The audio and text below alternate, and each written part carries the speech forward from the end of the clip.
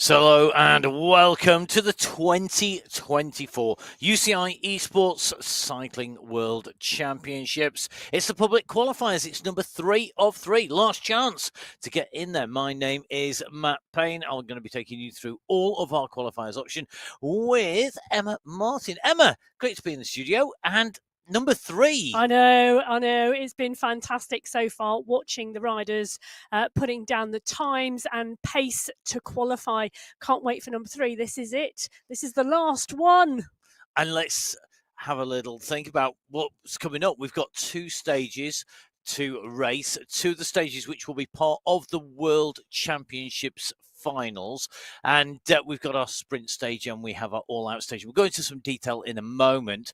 There were some lessons learned by people from qualifier 1 to qualifier 2. Hopefully everybody's taken that on board, because stage 1, Emma, it's our sprint qualifier. It is indeed. So our sprint qualifier is stage 1, 1.7 kilometre track. Now, there's a 300-metre sprint segment on this track, and riders get 15 minutes to set the fastest time through that 300-metre segment. Now, fast times are important because the 20 fastest times will get points, and it's points and the accumulation of points that will get you to that World Championship semi-final in September. Now, the top 20 riders today, top 20 fastest times through the segment will get points. 40 points for the fastest sprint, 38, 36, 34, down to 2. Now, this is all about tactics, technique, and knowing when to launch your sprint. The draft is on, and we have seen riders set fast times on lap 1, but we've also seen some fast times come in the latter stages of the race. I mean, it's really, really key that our riders get their timing right. As you saw, our yellow burst go out and round. That's running from the start line, around the loop at the top left-hand side of your screen, through the wiggly bends and into the velodrome underneath the roof on the right-hand side. That's where our 7-metre descent is.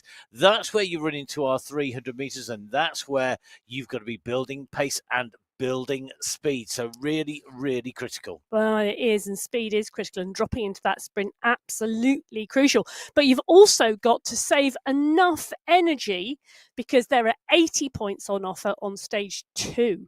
So do you go all out now? Do you bank on getting points in the second of our stages? Getting a good foundation has been key. Getting a good start and using the draft of the rest of the riders is critical. Here we go. It is public qualifier number 3. We are away, and how and where you sit in this bunch is key.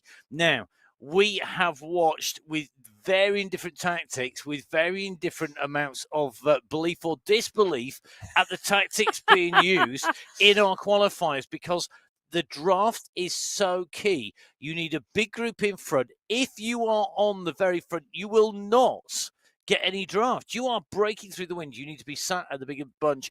Luke Allport here, absolutely doing the right thing, sitting on the back of the group, just making sure that he's within touching distance, giving himself the maximum chance of running through with the graph. Now, look at that. Luke on the left-hand side of our screens, he has been so close. He's had his fingernails on the edge of the qualification. Is today the day that he qualifies his way in to our semi-finals, which is the next step in the pathway to the World Championships. You can just see as we take this scroll around, Luke starting to get ready to wind up. A couple of riders behind him as well. Ivo Sure, who's got a bit of qualifying practice in as well, just alongside Kevin Horsley just in front. And now we're going to go into that drop down, -1%, 3, 5, 6. It kicks up. This is about building speed, building pace. Allport now winding. Look at him out of the saddle here, giving it absolutely everything. He's going to hit this running, and he's going to hit this. The timing is key. How many people are going to go? There's a lot of people not looking like they're kicking on here, and they could be giving away points here. Luke Allport sets the fastest time. He'll take away the maximum speed. He's going to drop in. You can see getting the draft pretty much all the way through here. He started at the back of this group. He's going to finish right up near the front. Has he managed to do so? Led out by Ewan Mackie and Dorvan Ellos as they came through. Allport sits up. He looks for that time. 4th, fastest time, I think. Emma, is that just waiting to see the confirmation coming and through? Oh, just got to drop down a little bit more there, but you can see top left-hand side of your screen, Luke Allport looking like he's going to be in 7th at the moment, directly in front of Ewan Mackey, who put in a good kick there, but Allport coming from the back towards the front, putting a very fast time. Kevin Horsley with a good time there, and looks like Golden Boy himself, Eric Rimborg, right up at the top. Yes, he is indeed. 17.953, the fastest sprint time at the moment from Rimborg. Ellos in 2, Horsley in 3, Gallo in 4, Pino in 5, Womack in 6, Allport Mackey, Newkey in 9th, Ben Lee 10th, Largo and Lenador in 12th. Well, interesting tactics, Matt, because Allport launched his sprint on the descent to try and get as much momentum in. And when I clocked the time, well, actually the speed, he was doing 64 kilometres an hour when he went under the start of the green sprint banner. So he made a lot of time on that early section. He did. Others started sprinting much later as they were just coming onto the green sprint banner, and really, really interesting, different tactics. It is, and I think really, really interesting the way that the pacing has gone through this throughout the qualifications by taking the moment to choose when to go, when to kick. 300 meters is a long sprint. 200 meters, everyone can sprint start to finish pretty much, and it's about your power completely. But with 300 meters, you've got to get the pacing and the moment that you kick in right, carry as much pace. And the design here, very, very tricky indeed. Now, good to see Ivo Schutt back in with us again with these great insights into our riders' pain caves there. Deep rim off the bike, the deep wheel off on that direct drive turbo trainer. And looks like it's probably a little bit warmer than last time. A couple of tails over the handlebars as well, just to protect the bike. Well, always key. And a different time of day as well. Let's remember that. All of our riders from many, many different countries around the world, from the United States to the Philippines, Australia to Colombia, Sweden to Uganda. So we've got so many different nationalities here. And one of the things that is also key is the fact that we're the 3 different qualifiers at different times of day. So you've got to think about, you know, some of these riders, particularly the riders from Australia and New Zealand, have been riding very, very late at night, if not early morning. And different riders times a day. I know if I'm going out training, I'll go out in the morning. If I want to race, it's usually not first thing in the morning. It's the best time for me. I'm quite good at racing quite late at night for some weird reason, which is not very handy, particularly during the daytime. Now, just taking a little bit of a check on our riders heading down the straight at the moment. Not seeing any big bursts of speed at the minute, but that doesn't mean our riders are going to not try as they come in. Now, just taking a little bit of a check down this list here at the moment, looking very similar on the way through here. So certainly looking to me like we've seen a little bit of movement. Yuki going into 11th and Lee in at 12th here, just pushing Leonardo down out of the top 12. Remember, it's top 20 that get points here today. That fastest time set on that one by Eric Rimborg, 17.953. The only rider to go sub 18 seconds, but we have then a whole raft of riders. In fact, everyone between Rimborg and Lee, an 18.998. So basically, 0.02 of a second inside that 19-second barrier, which is absolutely critical. So, Rimborg, Ellos, Hammond, Horsley, Amida, Gallo, Pino, Womack, Allport, Mackey, Yuki, and Lee. They are your riders on the way through. Ivan Yuki with a good sprint there, pushing himself into 11th. He has been riding strongly in here. Yeah. And he's a Ugandan rider. Good to see that we have another of our riders. It's not usual we see this flag, Emma. Well, I know. And you know what? He was 15th in qualifier number 1 and 13th in qualifier number 2, Ivan Yuki. So just outside of the top 10. And obviously it's the first 10 riders in each qualifier which automatically qualify for those semi-finals. So Yuki just missing out. Now, one of our other riders coming to the fore today, Thepang O from Myanmar. Excellent. So, Miramar rider Theppango in here. Going to be, I think that's aircon's going to be on full belt at the moment to try and keep him cool here, and just making his way round in towards the dip at the moment. And that again will be looking to score maximum points. Looks like Hammond just rolling on through, and you can see these great wheels that have been created for the World Championships. These great courses to give us this different type of racing. It's a formula that has been developed because, of course, it is an emerging discipline, and you just see that at the moment just spinning around. Hammond goes for a big one. He's just kicked down at 6 watts Ramirez per kilo. is pushing at the wow, front as look well. at the pace of Ramirez, 12 watts per kilo, and Theppango could get a great ride in. 11 watts per kilo as take well a look from at the him. French rider, Nicholas Hammond.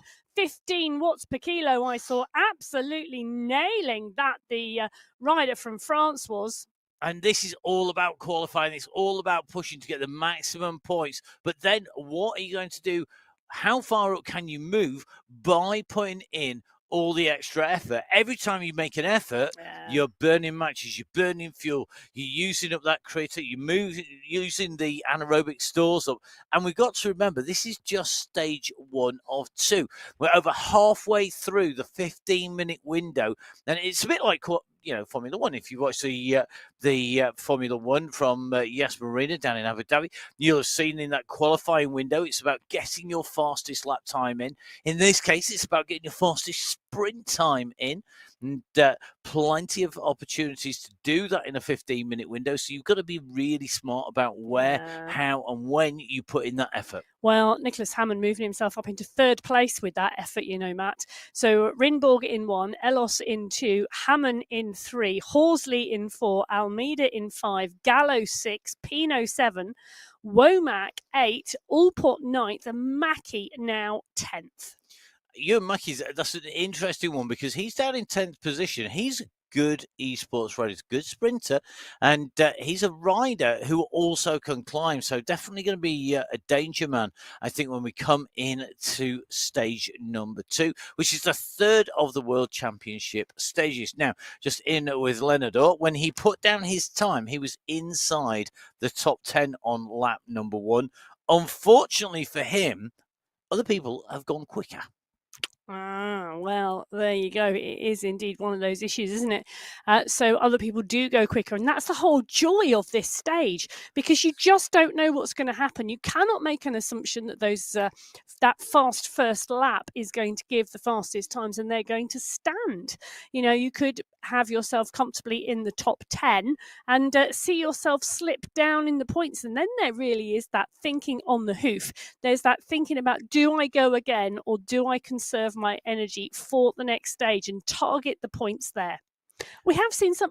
I'm just thinking in Qualifier 2, we saw one of the women do that. We did, yeah. Kristen Hamilton, I think it was, wasn't it? No, that was in stage 1. Was it in stage 1? She went for a late burst in the sprint and moved up 4 places. But Kasani didn't go for a late burst in the sprint and went out hard in the 2nd stage.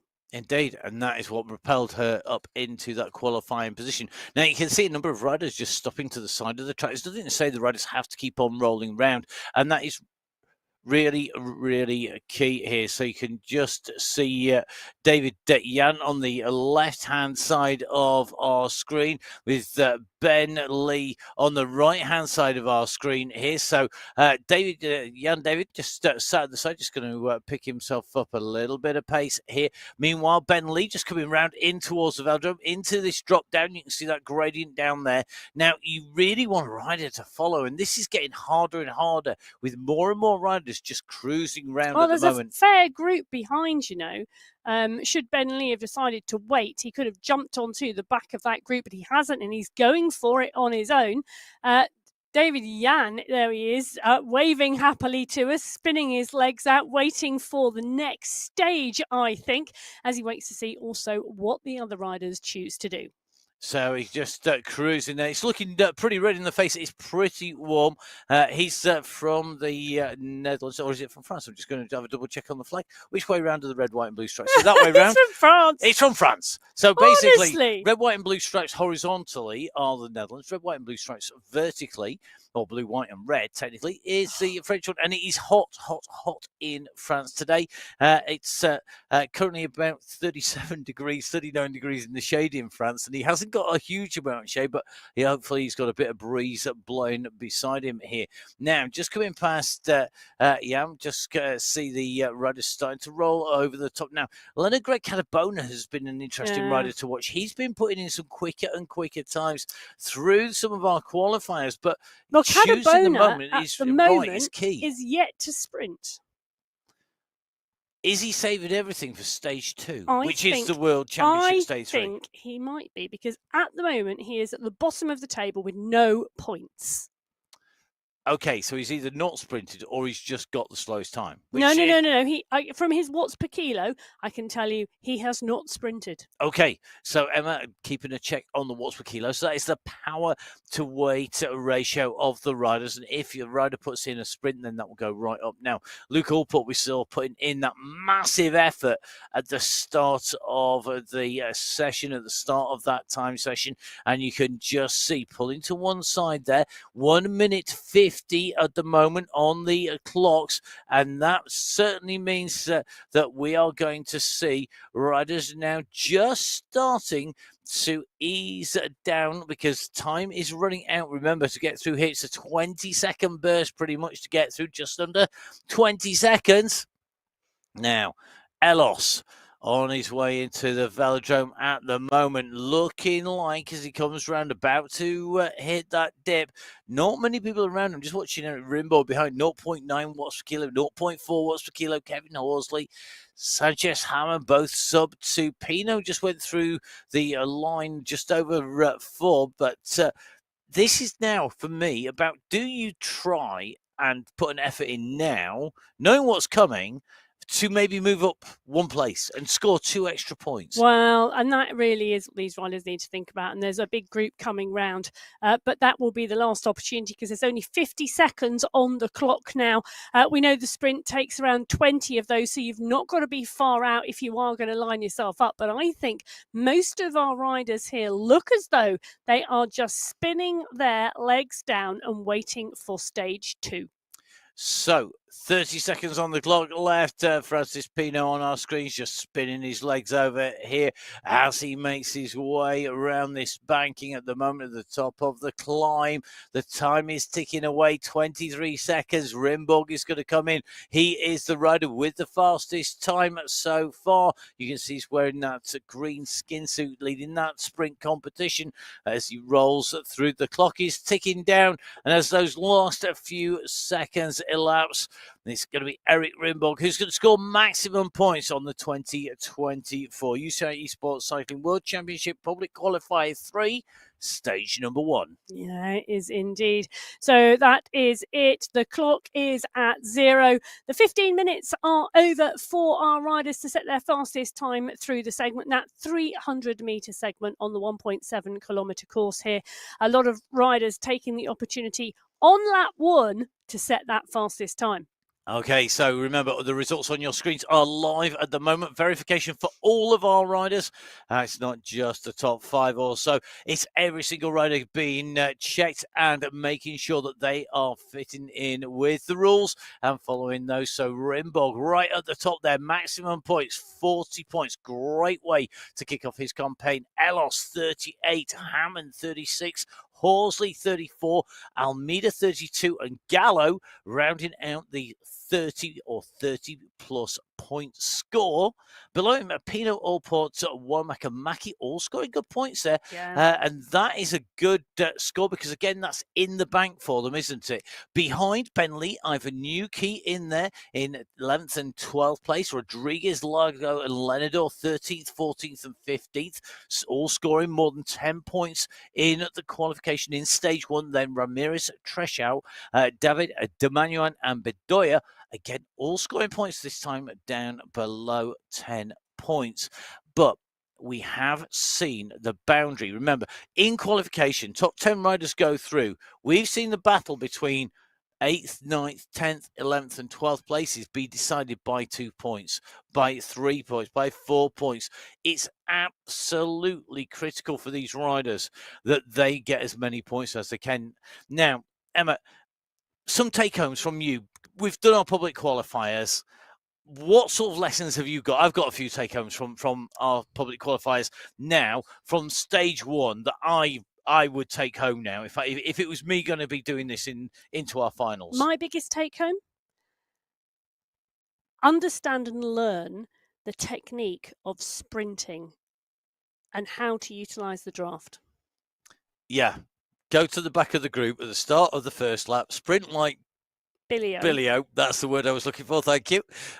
Sprint like you've never sprinted before for 1 lap, and then pull to the side and spin your legs out, ready for stage 2. That would be my take home, because almost all of our fastest times were set on lap 1, and that is going to be critical. But not all of them. Not all of them. Let's just caveat that. No, not all of them by any means. And it does, if everybody followed that tactic, it would leave room for maybe people to go through.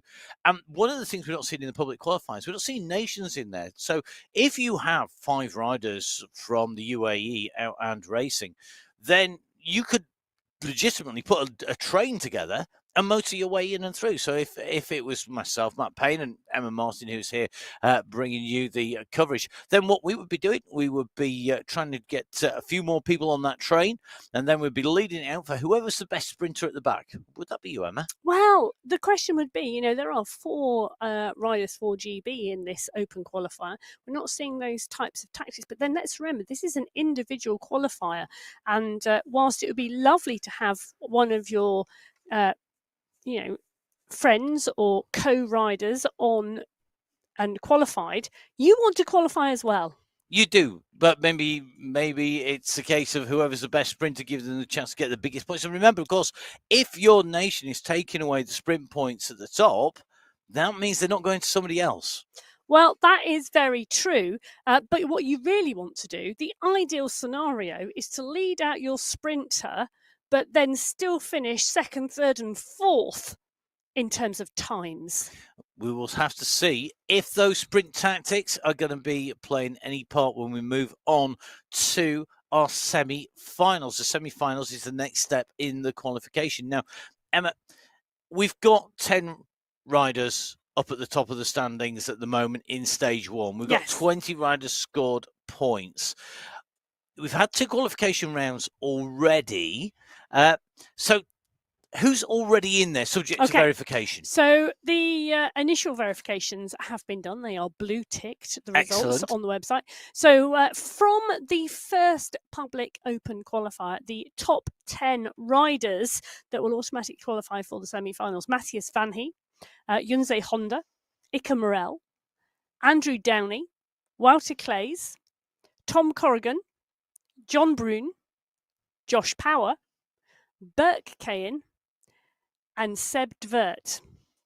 Those were the top 10 overall from the very first public qualifier. Joining them in qualifier number 2, Carlos Ospina, Phil Graves, Kel Power, Dean Cunningham, Frederic Gombert, Nicole Kansara, Ian McCarroll, Brian Musum, Khan Kayan, and Tomoaki Takasugi. So really, really interesting group of riders and really representative of the globe. Okay, so there was, I saw, I'm sure, riders from Japan, from Turkey, from the United States of America. Have you got a breakdown? I do. 10 different countries. 10 different nations. So 20 riders from the men's first 2 rounds joining. 10 different countries represented across those riders. 4 from Belgium, 2 from Turkey, 3 from the UK, 4 from the USA, 2 from Japan, 1 from Australia, 1 from Spain, 1 from Colombia, 1 from France, and 1 from Uganda. Okay. And those are the riders who've gone across at the moment, who've made their way in the first rafts of riders. And of course, they will be joining their nation's allocation as well. And the nation's allocation was decided based on prior performances. So those riders who qualify today will be joining those riders. There are wildcards available as well. It is, I think, 4 wildcards per gender, so men's and women's. So that's going to be really interesting to see where they go out to. You can do your speculation online, I'm sure, as to where those are going to be. Don't forget, of course, if you've enjoyed watching the racing, we're here every week with the MyWhoosh Sunday Race Club. It is the premium race series on MyWhoosh, where we have every Sunday in the run-up to the final Sunday qualifiers, where our riders are racing for individual prizes in 4 race categories, and, of course, taking prizes in top 5 in each of those categories. At the end of the month, the last Sunday in the month, that we have a final, and in the final we have our teams in there, and the teams then qualify for the team prizes. Now I'm going to try and get my letters in all the right order, because I always muck this one up if I'm not careful. So if you are a category 1 rider on the Sunday Race Club and you take away the win as an individual, it's 10,000 AED.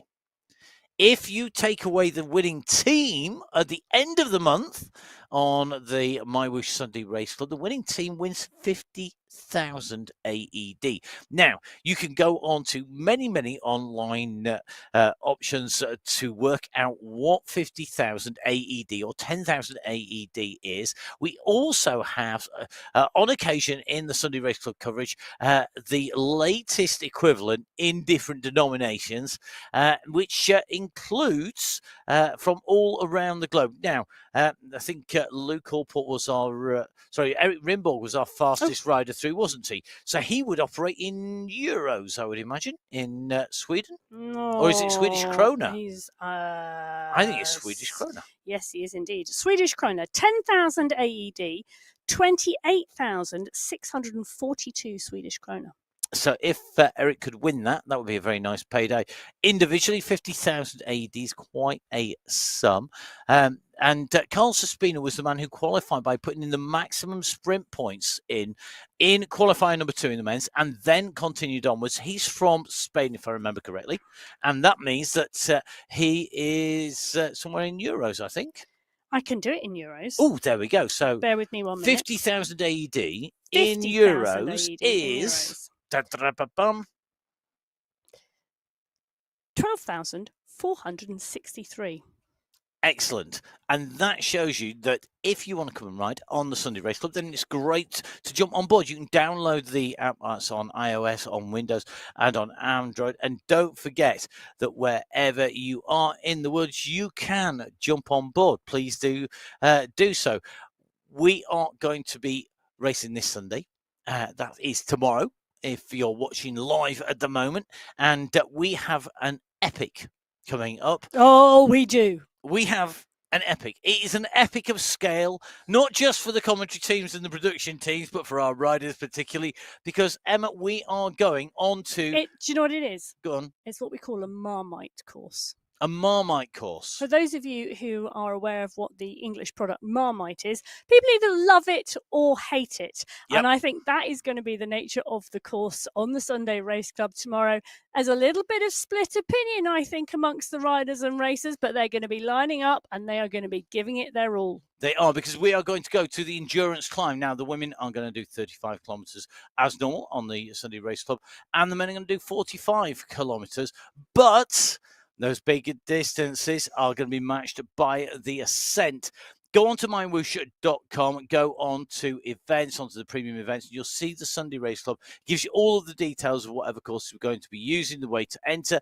And like all of the premium events, you do need to have dual power data. You need to be verified, so you need to go through all of that verification. You can find all the details on the race manual. Well, tomorrow, yep, the Sunday Race Club, the women, 35 kilometres, 1,424 metres of climbing over 5 climbs. The men, 45 kilometres, 2,138 metres of climbing over 7 climbs. And in between the climbs, there is no descent. Let's just It's a make this flat clear. section. It's basically one big long. I would regard it as one long climb with no descents in it. There's some flat sections, 3 kilometre flat sections between the steps. That definitely doesn't count when you've been going uphill for that long. We will have an epic coming. Please do make sure you hit subscribe to the YouTube channel. Make sure that you hit subscribe on Twitch TV. It is MyWhoosh live on Twitch TV. Make sure that you jump on board there. And don't forget, you can follow MyWhoosh on social media, on Facebook and on Instagram. It's at MyWhoosh. It's at my_whoosh on X as well. We will be bringing you all of the updates on Sunday Race Up. And, of course, for the semi-finals and going on into our finals of the World Championships. But we are going to get ready now to head towards stage number 2 of the final public qualifier on the 2024 UCI Esports World Championship. Let's take a little bit of a dive into what is our second stage here today, Emma. It's going to be an absolute cracker. Well, it is indeed, because this stage, the second stage today of this public qualifier, is indeed the all-out race. And it is all out. So in the final in September, in October, it's going to be 4 laps, so 16 kilometres. Here today, 3 laps, 12 kilometres. So as we head towards taking a look at the course length is 4 kilometres in total. So there it is. That is the circuit. It's 4 kilometres in length. 3 laps, as we said, so 12 kilometres in total. And points. The points are available at the end of each lap. So at the end of lap 1, 20 points, 19, 18, 17, 16, down to 1. At the end of lap 2, those top 20 riders across the line again, 20, 19, 18, 17, down to 1.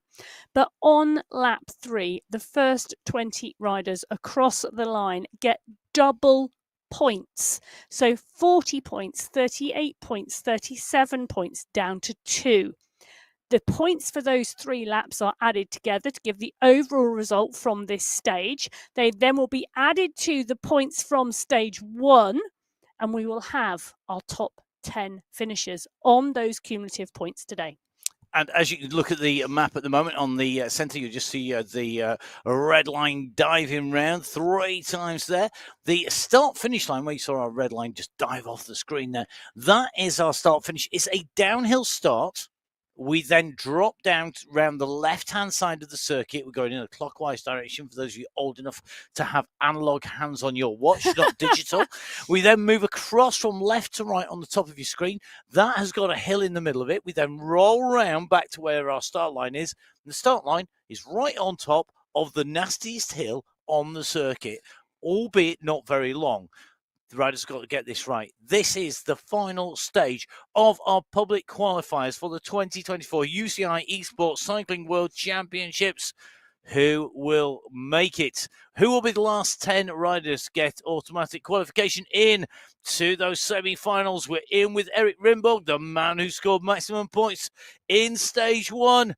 Can he get enough in the bank to put his lead out of reach and guarantee his place? Will we see Golden Boy in with a chance of a gold medal? Well, do you know what's really interesting, Matt, is the fact that we've seen very different tactics play out in stage 2 throughout all the previous 2 qualifiers. And some riders not really pushing strongly in the first sprint stage because they want to give all their effort to this one, because this one has twice the number of points available than there were in the sprint. But they are spread over the 3 finish lines, same finish line 3 times over. So you've got to be in the right place. Now, we drop down from our start line. This is our long, gradual climb round. If you remember your map, left-hand side of that circuit. making our way up. You can see the course profile. That is the white line, top right-hand side of your screen. And looks like Jan just keeping a check on the group here. Wants to be in with that leading group. Get left behind at this stage. You're not going to be in with those points. As we take a look in here, just in with Grant Womack here. The drone just dodging its way up and down underneath the pagoda here, underneath the bridge, and underneath that roof, past those unique rainbow bands. And that's what it's all about. At the end of the day, our riders want to be there now. Grant Womack out of the saddle, just puts a little bit of a dig.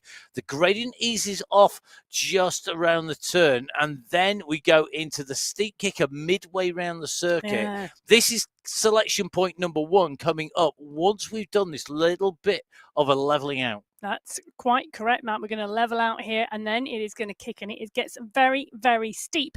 It is the first part and parcel of the push that's going to keep the riders in the pack, and you can see Womack up and out of the saddle, wanting to ensure he's got enough power down on those pedals to stay with the group. Staying with the group, absolutely key.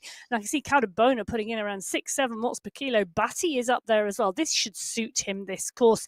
While sprinting might not be his thing, climbing definitely is. Hammond is up there as well.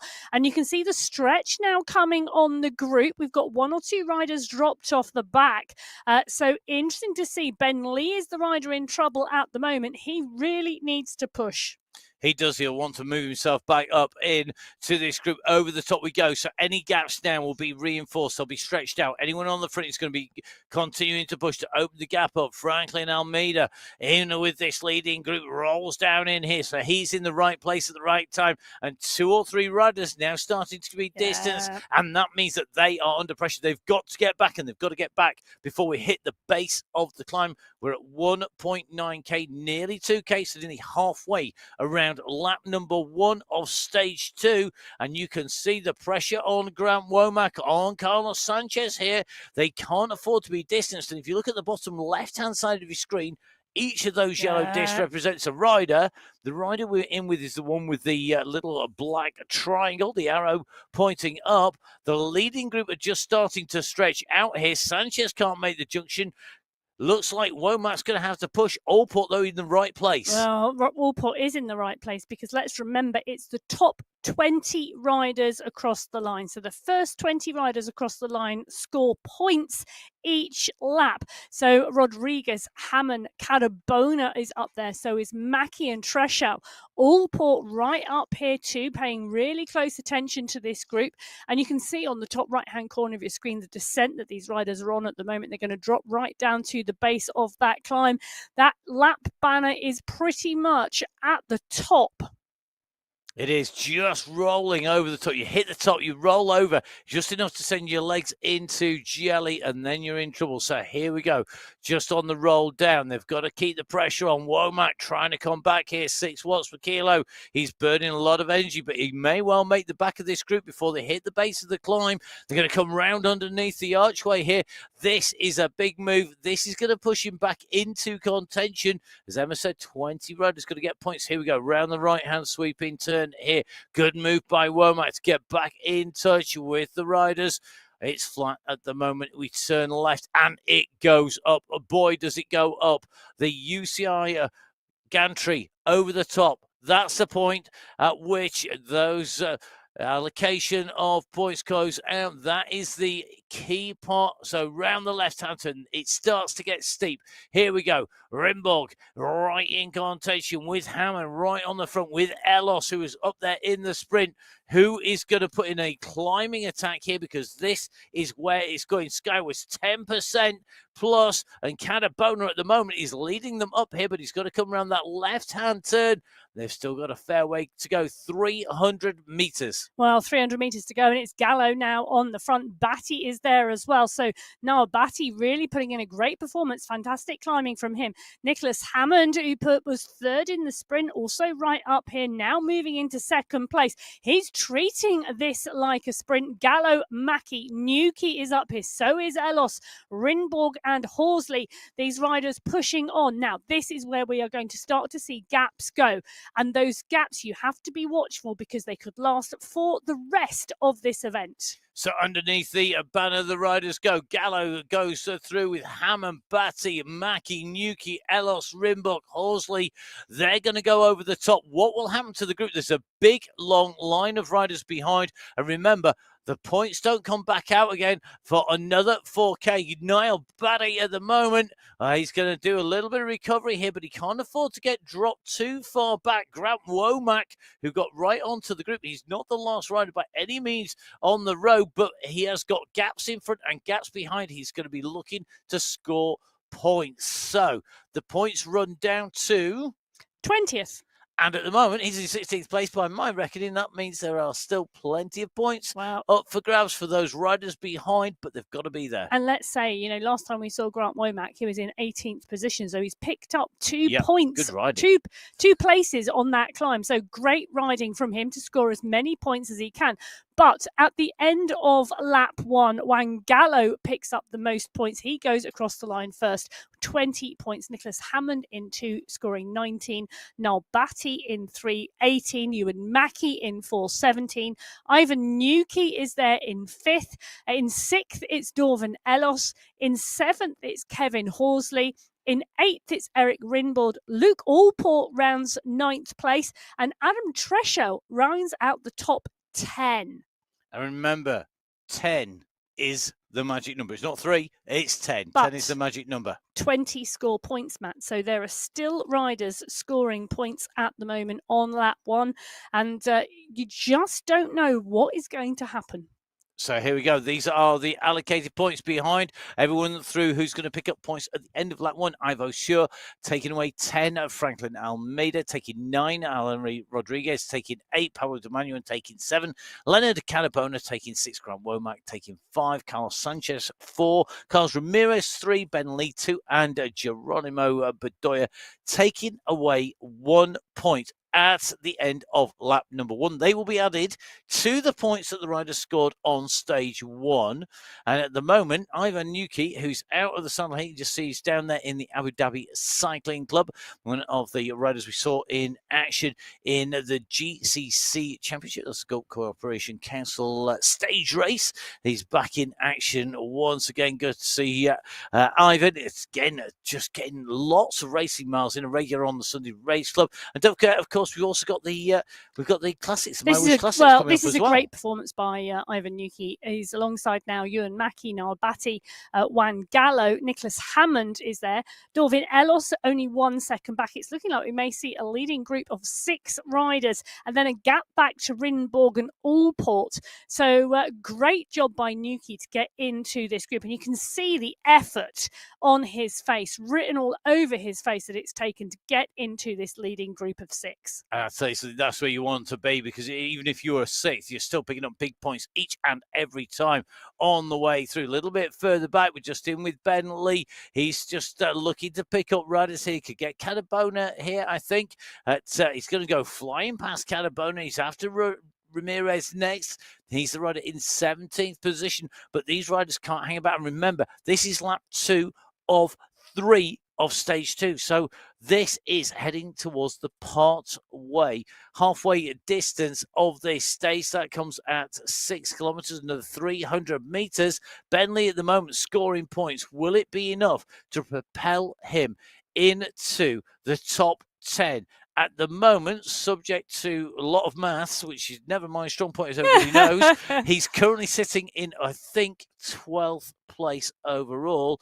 He will need to move his way up through those standings if he wants to improve. Remember, it's the top 10, and subject to my calculations here, I think one man who should be reasonably secure, that is Dorvan K. Ellos. He has to do a maintenance job here, I think, in this leading group, rather than necessarily go all out for the win. Scoring good points is more important than scoring maximum points, I think, for Ellos at the moment. But he needs to stay in this group to do that. Yeah, so currently lying in 3rd place at the moment overall. 1 point behind Wangallo, actually. So it's very, very close. Hammond now extending a lead, 54 points at the moment. But there are still 60 points to be earned. And the next 20 points will be coming at the lap banner, which is not far off now. They're at 7.3 kilometres. They are about 700 metres from the points. 700 meters to the points, only a couple of 100 meters to the base of the climb. Here we go. We've got Shaw in here. He's chasing up at 6 seconds. However, the lead is already well onto this climb and heading towards the points. And this is where Shaw and Co have got to get back now. Batty, though, on another attack here. He's going early every time on this climb, and there's only a few people that could go with him. Hammond, the rider who's on his heels at the moment in the green. Mackie, Gallo, and Nuki, well, they're several seconds back. This is Gallo at the moment. Juan Gallo, he's going to try and chase back on.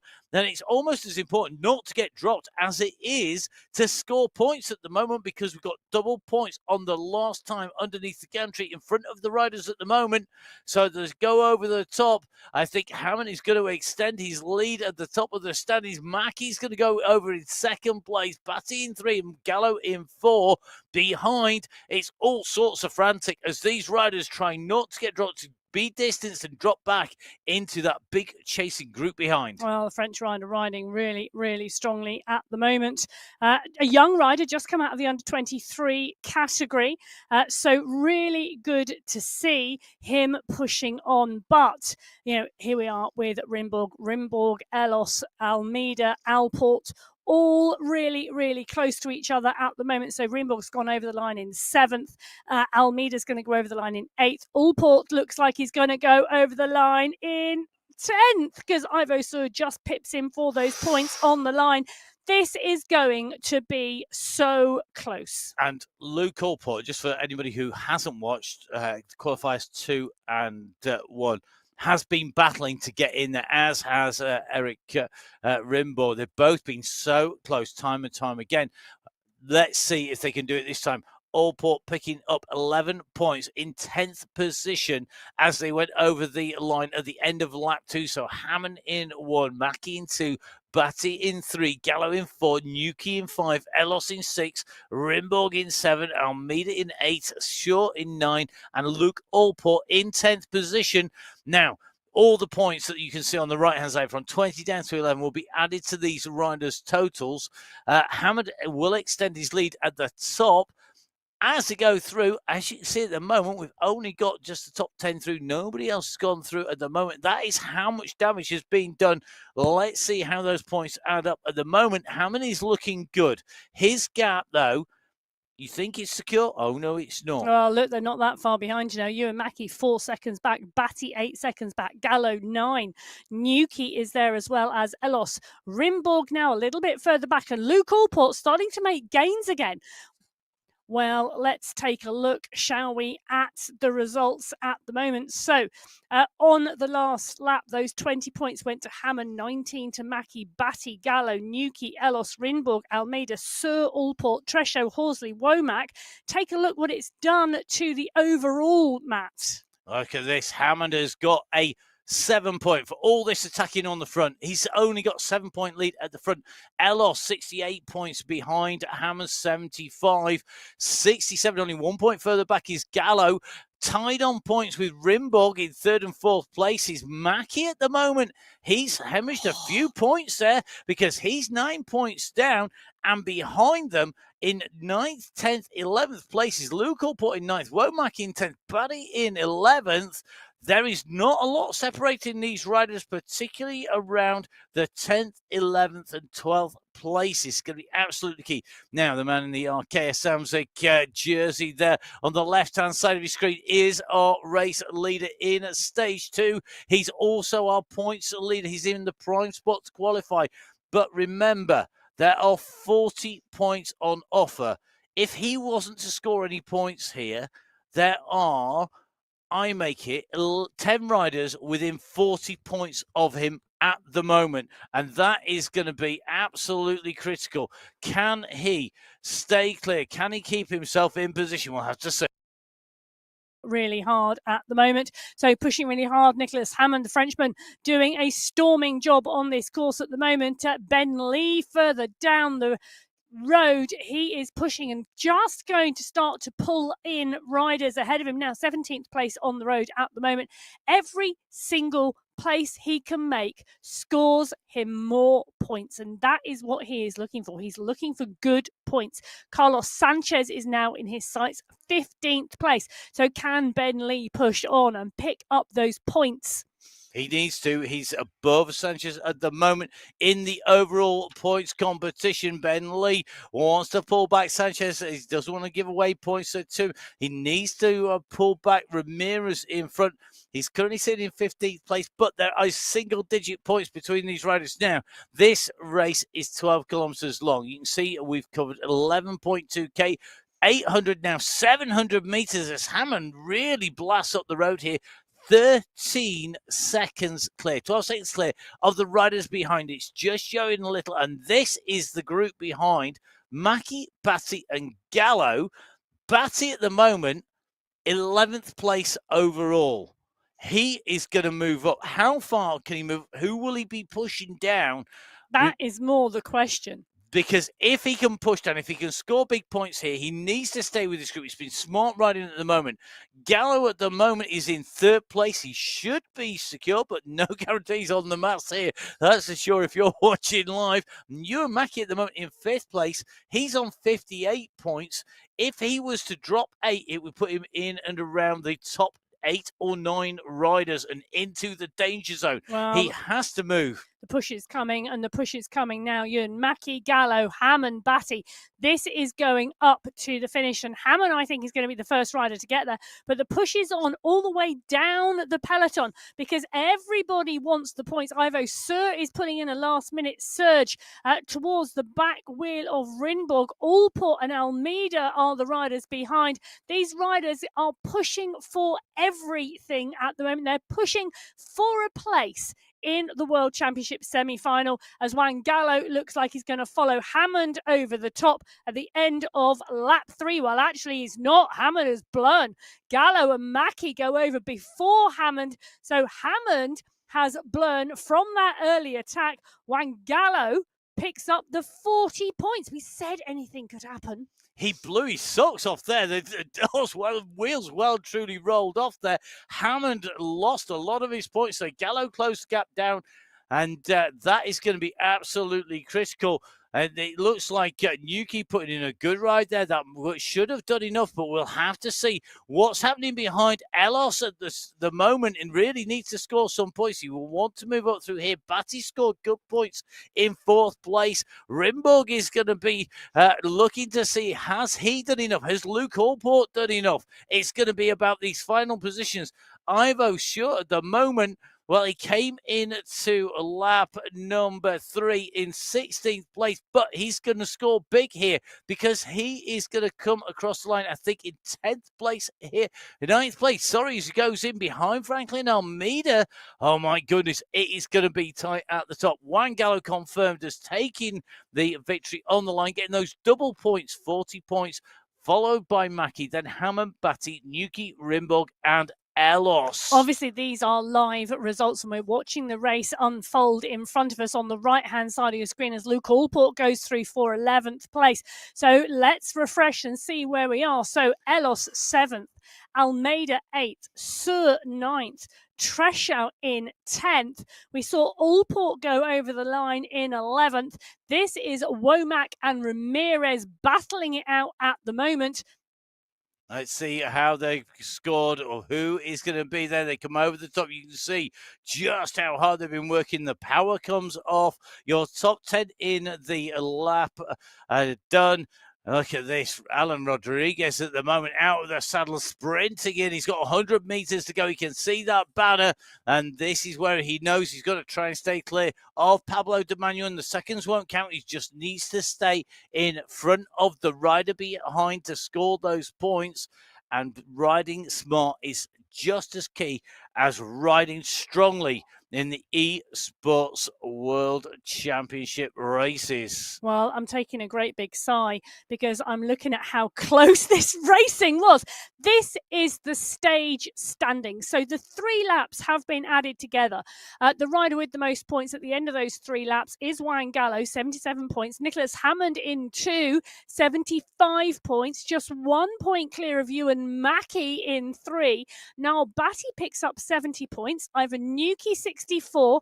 Elos at 58, 1 point more than Rimborg, 57. Almeida picks up 48. Ivo Sur picks up 46. And Luke Allport, 10th on the stage with 43 points. And that could be critical. We'll have to wait and see. He's tied on points with Adam Treshow in 11th. Kevin Horsley takes 35 points in 12th. Grant Womack, 31 points in 13th. Carlos Ramirez, 26 in 14th. Ben Lee, 20 points in 15th place. Sanchez takes 19 in 16th place.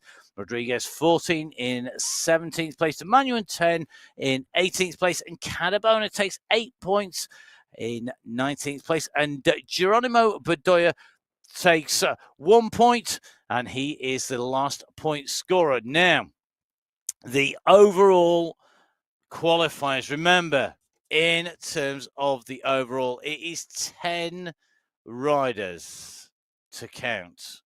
10 riders with a guaranteed place subject to verification on going in and through. That is absolutely critical, and I think it won't be long before we can take a look at the points in the overall standings of the public qualifier number 3, and here they come. I think this is going to be really close. If I had any nails left, they'd be gone. I'd have bitten them away here. Look at this. Here we go. Nicholas Hammond in first place overall after all the points have been added together with 111 points. Juan Gallo, 107 in second place. Eric Rinborg in third with 97. And look how close this is, because Ewan Mackey and Dorvin Ellos are tied on 96 points, just 1 point behind Rinborg.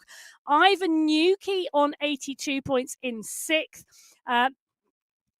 Franklin Almeida in 7th on 80 points. Now Batty, with all that work he did on stage 2, picks up 70 points for 8th place. Luke Allport, balancing it fairly, I would say, across the 2 stages, tied on points with Kevin Horsley in 9th and 10th. So they are subject to your verification and the checks that are made before and after all of our riders. The riders who are through: Grant Womack, Adam Treshow, Ivo Shore, Ben Lee, Alan Ricardo Rodriguez, Carlos Ramirez, Francis Pino, Pablo Junior de Manuel, Carlos Sanchez and Alejandro Largo are the riders between 11th and 20th places. However, it is the top 10 riders who automatically qualify. Congratulations to our last 10 riders who have made it through in the men's race here on MyWhoosh on the 2024 UCI or Esports World Championships. My name is Matt Payne. You can follow me at Matt Fakes of Pain. We have here in the studio Emma Martin. You can follow Emma at biking_Emma. Please do get in touch with Emma or myself. We always love to see where you're riding, what you're getting up to, and whether or not you're going to be crazy or brave enough to brave the endurance climb on the Sunday Race Club. But the men's race is done. We've got the women's race on its way. But from Emma and myself, Matt Payne. Join us again very shortly for the women's public qualifiers. We'll see you soon. Goodbye.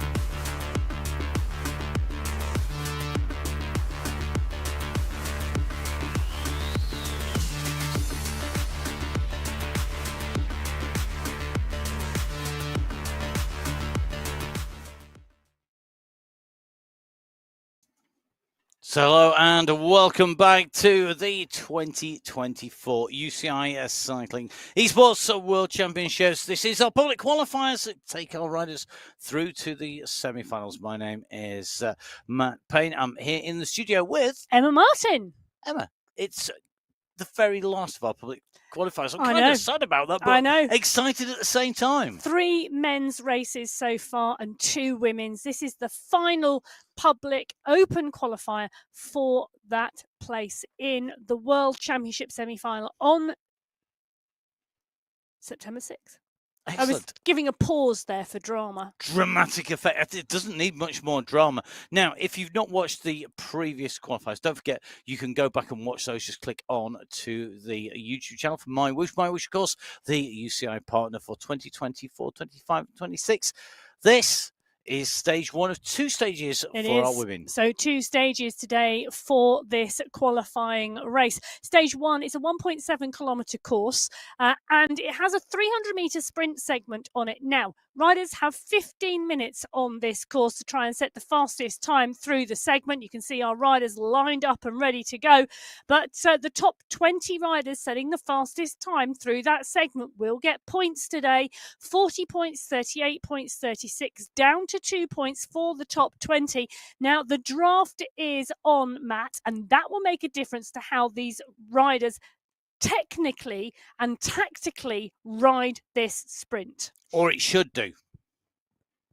And I say that because it's not always been the case that riders have ridden this as smart as maybe they could have. Let's see if we're going to see the most switched on riders on this qualifier, because this is key. With knowing where to sit in the group, where to put your effort in is absolutely critical. Have a look at our previous races in the men's and women's competitions in the sprint to have a little look at how it's going to unfold. Don't forget, of course, that when we go to our semi-finals, if I remember correctly, we don't have the sprint.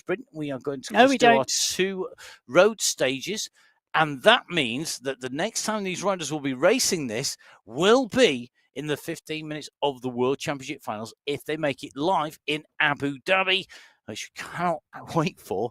Don't want to go wishing my life away. Well, one of these riders, you never know, may well be there because they will qualify. Well, 10 of them will qualify for the semi-finals. Now, Lopez is in this group, and the entire pack now coming around. They dropped through the descent. They're at 59 kilometers per hour running into the sprint, and Fu is on the front with Lopez, Berglund and Alzat, De Grazia, Marin, Tokarnas. As we see a big kick come from within the pack, Catherine Tompkinson has gone up and over the top. Marin putting in 11 watts per kilo. That's a strong sprint fast. Berglund is in there as well, just sub 10.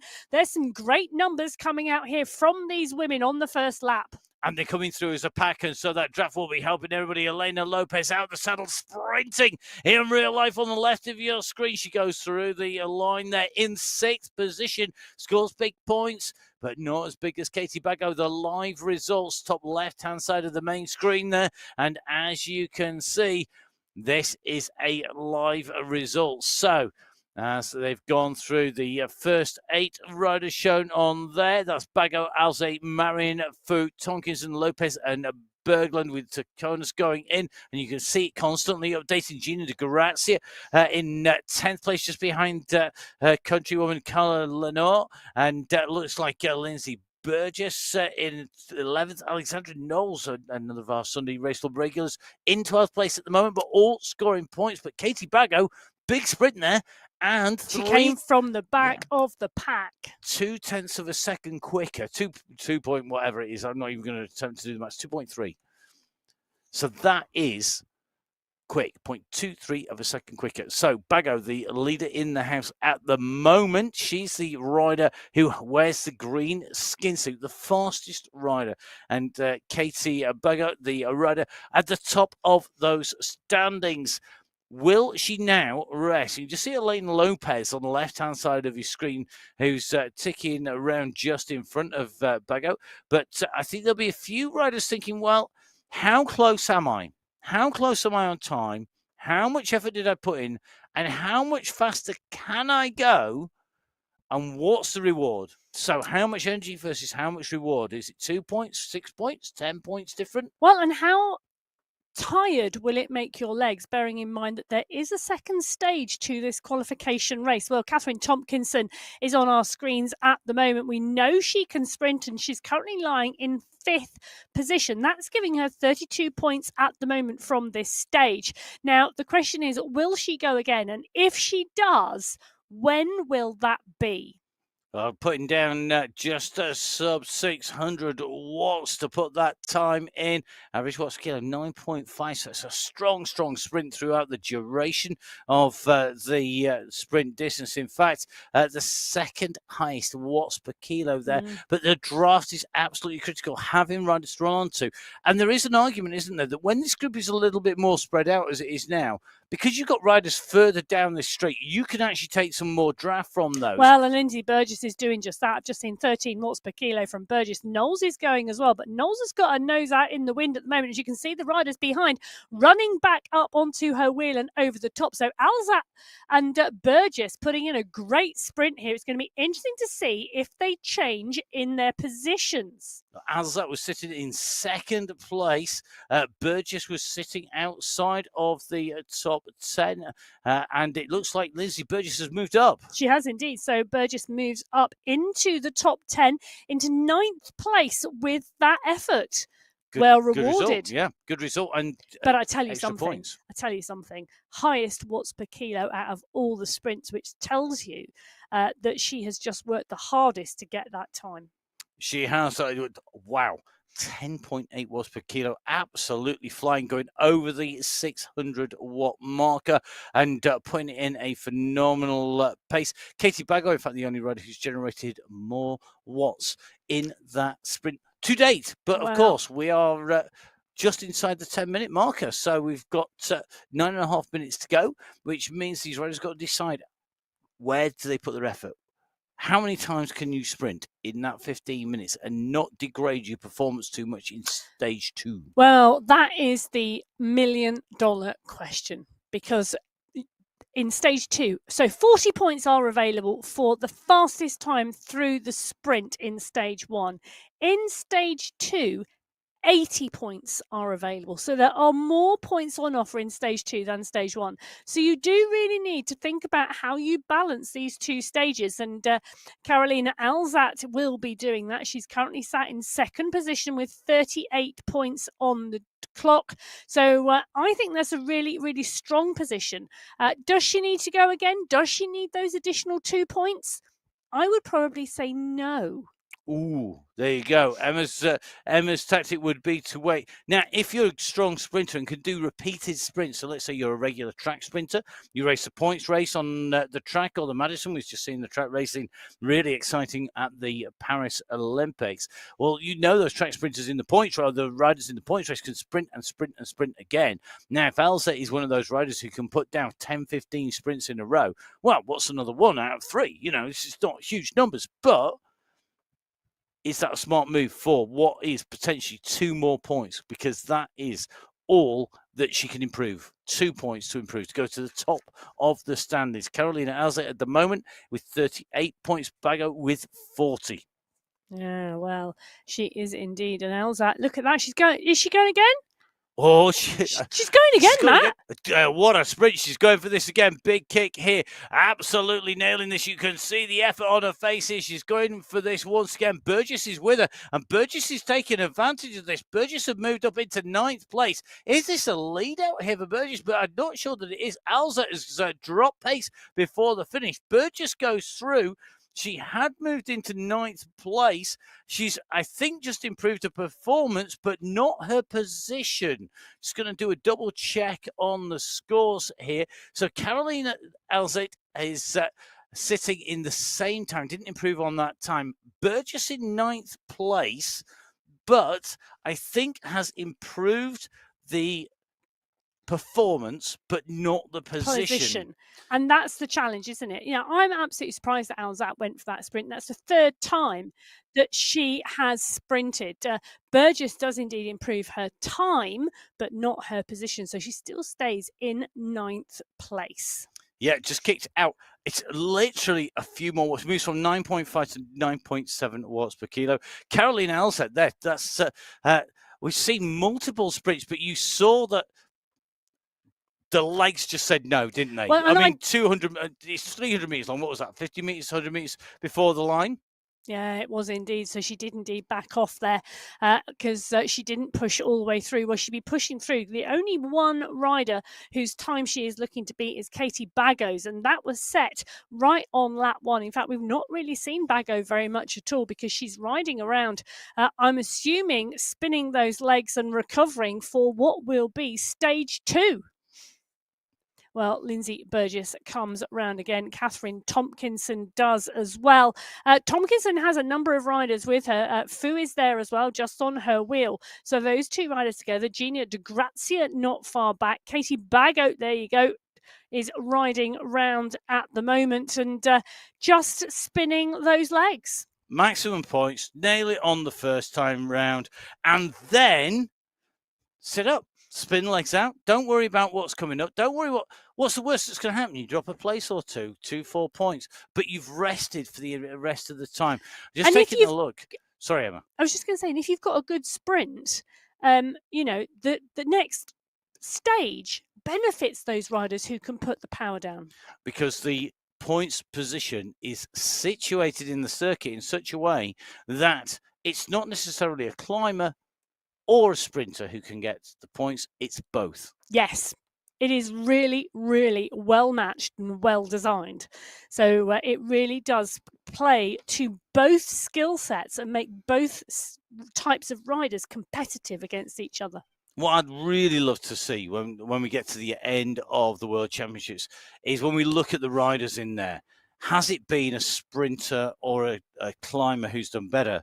Or is it somebody who's good at both, or somebody who's okay at both, but not brilliant in one or the other? No, it's going to be really interesting. It is. There's somebody who's sort of, quite good at everything, but not good enough at anything when it comes to riding the bike. That would be my question. What did you need to just get it? Now, Carolina Elsick is at it again. Another big sprint. This is burning energy here for the sake of 2 points, but it may well be this is a great way to warm up and to stretch your legs. But you do have to start to question, I tell you what, if she can pull it off in stage 2 as well as doing all this work here, that's one good training session.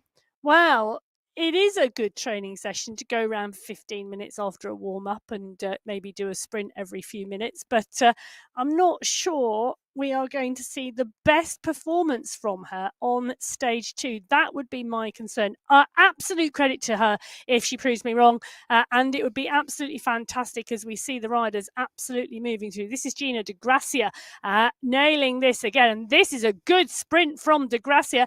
De Grazia currently lying in 11th place. This could be a move up in the standings. Here we are, big sprint all the way to the line. Is there anything left? You can see she's just trying to spin right to the line. It's gonna be tough. Has she moved up? Has she done enough to go further up? She's sitting in 11th place, and I don't think she's just waiting to see if the screens update. But I think Gina, after that sprint, it's 11th place. But we have the sprint climb to come, and Gina De Grazia will be getting ready to go again on that. 2 minutes 50 left. Surely there's no anything left in Gina De Grazia's legs at the moment, and it's not enough to put another sprint in before the finish. But you never know, and this is the thing. We do see riders in the last few seconds going through, and it's almost mean because it plays on your fear that you've not done enough, that you're going to get knocked down. Have I done enough? And you don't know that. And that's the whole thing, isn't it? About having a plan and sticking to it and executing the plan, as opposed to constantly responding to what everybody else is doing. And that's why the professional teams and the great coaches all say, focus on doing your performance, put down what you can do what you can do, follow the plan, execute the plan, come out the other side, and you've done what you can do. What happens around you, you have no control over. You've got no control over. So why try and then change what you do to react to that when you've just potentially done the best thing you can do? Well, if you followed the plan and you've executed it. But we all have that. We all get on the bike when we're racing. Oh, did I train enough? Did I do the right training? Did I do the right this bit, that bit? And of course, one of the other things is this is a great way. If you think you've got a chance of being into those finals, making it into the semi-finals, into the finals, there's not that many chances to actually race this in anger. There's times to jump on board and ride, but there's not the time to go out there and race it in anger. And that is going to be really, really critical, knowing how you perform in race situations on this course. I agree, but there is the ability to replicate, and replicate what you've got to do is a good one. Well, Alzat is coming through that final sprint now, and this is. Do you know what? That was a determined. I'm going to just go for this. Emma's like shocked on the other side. Emma has actually gone quiet on the other side of the studio. It takes a lot to silence Emma, but this is a sprint in the last minute here to get those 2 points. And I tell you something, watching that, all fair play to Carolina Alzat. That is a brave move, but the distance from the finish line where she was running out of steam was getting bigger and bigger and bigger each and every time, showing that she was degrading there.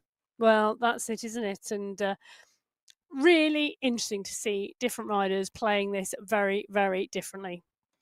Definitely. Now, Gina Gracia just rolling away in and around the Philippines. Right here. Got to do some recovery and get ready for the next stage. Stage number 2, Gina Gracia, a regular on the Sunday Race Club. So let's see how she goes on.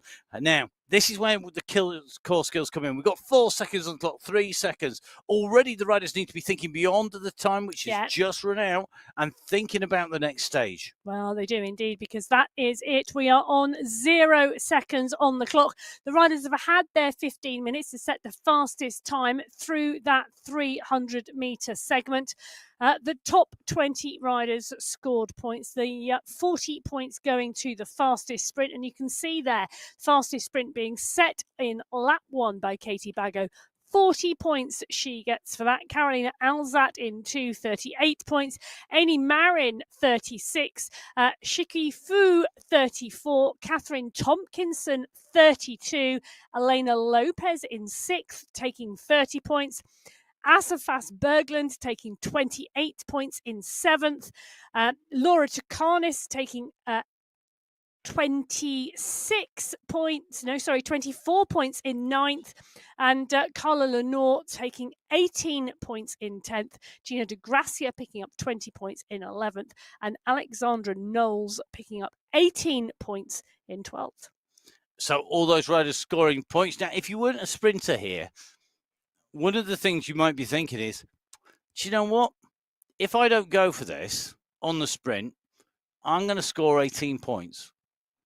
I'm last on the stage. I'm going to score 18 points. I've got 18 points in the bag for 0 effort. You've given away some points to 40 for the maximum.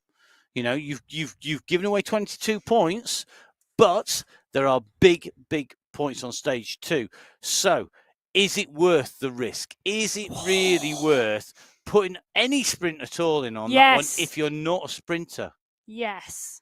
Because if you can move up, I think just one, go for it. Open your legs up, have a go, open your lungs and your legs up, put a big effort in, and then turn those legs over and hold on for stage 2. But you've got to be sure you can ride away from the pack.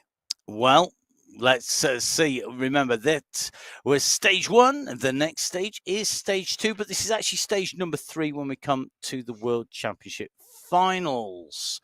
That is in October in Abu Dhabi. I'm going to be there. My name is Matt Payne. You can follow me on social media. It's Matt Fixer Payne. You can get hold of Emma. It's at biking_Emma. Emma loves to see the pictures of your pain caves, to know where you're riding, what the weather is like, and whether you've painted any artwork like Alexandra Knowles does, who is one of She's a great artist. She's a great artist, I know. She is. One of these days, we are actually going to have to grab hold of a picture for the studio from Alexandra Knowles, because she's a fantastic artist and great to see her. And another regular on the Sunday Race Club. So let's see if she's going to be there. We will see if we can see if she's going to be racing tomorrow, because of course it's Sunday Race Club tomorrow. So Saturday is today. We've got stage 1 complete of the final public qualifiers. We've got the final race the final race of the public qualifiers coming up after this. We're going to get a few hours sleep in between, but then we're going to be back because we have got our Sunday Race Club with the teams here on MyWhoosh. And the Sunday Race Club, it's our premium event. It is one of those events that the riders need to do, because if you're going to qualify for the Worlds, you're going to go into the semi-finals, and into those finals, you need to have some premium events under your belt so that there is a raft of data that the team at MyWhoosh can then use to make sure that everything is fair across our riders. Now, that's done across all the riders by the team in-house at MyWhoosh. And, of course, they are going to be making sure that all our riders have a fair race as well. We talked about the turbo trainers previously. Do go have a watch back if you want to know that. Or, of course, jump on to the YouTube channel and have a look at the video on there about turbo trainers and how that is going to be fair at the World Championships. And, of course, the same things apply when we come to the Sunday Race Club. And we have got, and apologies if you have already heard this once before, in the men's race, we have got an epic ride. We are going up the endurance climb. It is one of the many worlds, one of the many routes on MyWhoosh, and it is an absolute beastie of a climb. 35 kilometers of the climb we're using for the women, 45k for the men. There is no downhill. It goes up, it levels, it goes up, it levels, it goes up again. There are thousands and thousands of meters going to be covered by all of our race categories. The women are going to cover 35 kilometres, 1,424 metres of climbing. And the men are going to cover 45 kilometres, 2,138 metres of climbing. My legs are hurting just thinking about it. Never mind actually riding that. I can't remember the last time I climbed that many meters in a day. However, our riders wouldn't manage that. If you want to jump on board the Sunday Race Club, please do go on to mywhoosh.com. Download the app. It's available on Android, iOS, on Windows. The next version of the update, there's so many updates because it's continually changing. You're always getting better, always improving, and bringing in those updates. The team have been working hard behind the scenes. The next one's due out very shortly. There has been a little teaser of a new world. A brave new world is coming your way. It looks absolutely amazing. You need to follow MyWhoosh on social media. So it's at MyWhoosh on Instagram, on Facebook, at my_whoosh on X, the platform that was formerly known as Twitter. Make sure you jump on board there and make sure that you follow, because there's loads of great updates on there. Lots of great updates from our riders who are out and racing. And don't forget, of course, you could be sitting on the start line of the Sunday Race Club. You could be racing this event next year, because do you know what? If you sit and watch it and think, oh, should have done that. Tough. You should have done it. You should have been on the start line. That we've got public qualifiers and everything. Well, that's it, isn't it? The public open qualifiers have been open to everybody.